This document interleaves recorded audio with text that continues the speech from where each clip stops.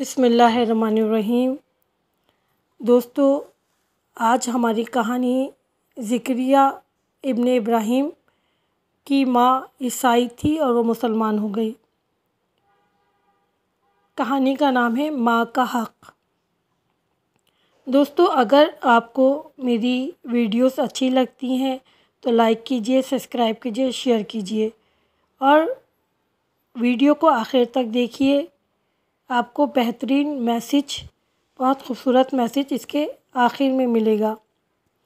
Video کو پورا ضرور دیکھیے۔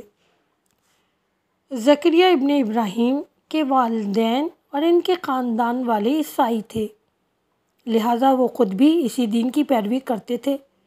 کافی دنوں سے انہیں ایسا محسوس ہو رہا تھا کہ ان کا دل مذہب اسلام کی طرف مائل ہے۔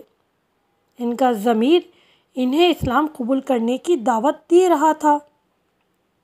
آخر کار والدین اور خاندان والوں کی مرضی کے خلاف انہوں نے اسلام قبول کر لیا اور اسلامی احکام قوانین کی پیروی کرنے لگے۔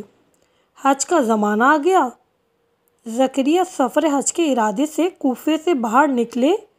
مدینہ منورہ میں امام جعفر صادق علیہ السلام سے ملاقات کا شرف حاصل کیا اور اپنا سارا ماجرا امام علیہ السلام کے سامنے بیان کر دیا کہ کس طرح انہوں نے اسلام قبول کیا۔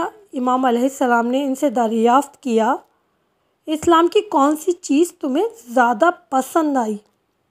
زکریا نے جواب دیتے ہوئے کہا، میں صرف اتنا ہی کہہ سکتا ہوں کہ قرآن مجید میں پروردگار عالم کا یہ کلام میرے اوپر صادق نظر آتا ہے کہ جس میں وہ اپنے پیغمبر کو مخاطب کرتے ہوئے کہتا ہے کہ پیغمبر، تم پہلے نہیں جانتے تھے کہ کتاب کیا ہے، ایمان کیا ہے، لیکن ہم نے وحی کی صورت میں نازل کیے گئے اس قرآن کو ایسا نور بنا دیا جس کے وسیلے سے ہم جس کی رہنمائی اور ہدایت کرنا چاہتے ہیں کر دیتے ہیں۔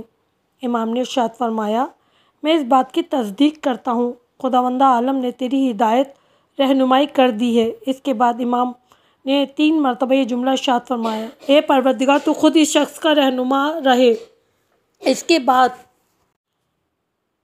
یہ نوجوان، آپ جو پوچھنا چاہتا ہو پوچھ۔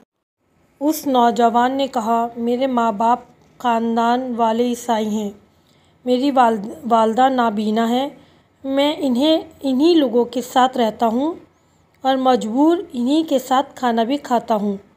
ایسی صورت میں میرا فریضہ کیا ہے؟ کیا وہ لوگ سور کا گوشت کھاتے ہیں؟ نہیں یا ابن رسول اللہ، وہ لوگ سور کے گوشت کو چھوتے بھی نہیں ہیں۔ پس ان لوگوں کے ساتھ رہنے میں کوئی مضائقہ نہیں ہے۔ اس کے بعد امام علیہ السلام نے ارشاد فرمایا، دیکھو، اپنی والدہ کی خدمت میں کوتاہی نہ کرنا جب تک وہ زندہ رہیں، اس کے ساتھ حسن سلوک سے کام لینا، جب وہ مر جائیں تو اس کے جنازے کو دوسرے کے حوالے نہ کر دینا بلکہ تم خود ہی اس کے دفن اور کفن کا انتظام کرنا، یہاں کسی سے ذکر نہ کرنا کہ مجھ سے ملاقات کی ہے، میں خود بھی مکے آؤں گا اور انشاءاللہ مینا کے میدان میں ملاقات ہوگی۔ نوجوان مینا کے میدان میں امام کی تلاش میں مصروف تھا۔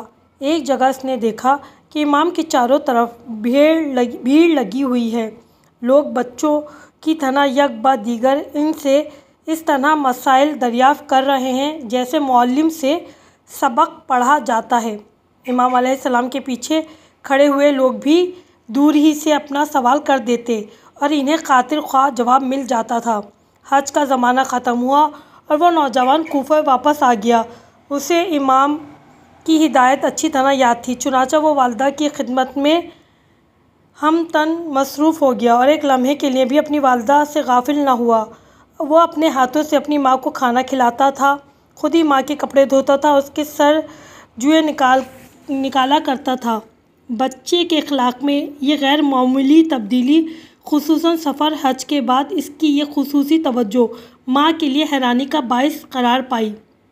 چنانچہ ایک روز اس نے اپنے لڑکے سے پوچھا، میرے بیٹے، پہلے تو ہمارے دین پر تھے اور ہم دونوں ایک ہی مذہب کی پیروی کرتے تھے، لیکن اس وقت تو میرے ساتھ اتنی خوش اخلاقی اور محبت سے نہیں پیش آتا تھا۔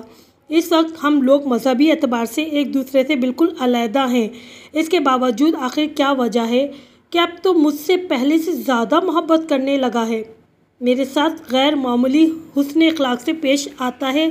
والدہ گرامی، فرزند پیغمبر صلی اللہ علیہ وسلم، اسلام میں سے ایک شخص نے مجھے ایسا کرنے کا حکم دیا ہے۔ کیا وہ شخص بھی پیغمبر ہے؟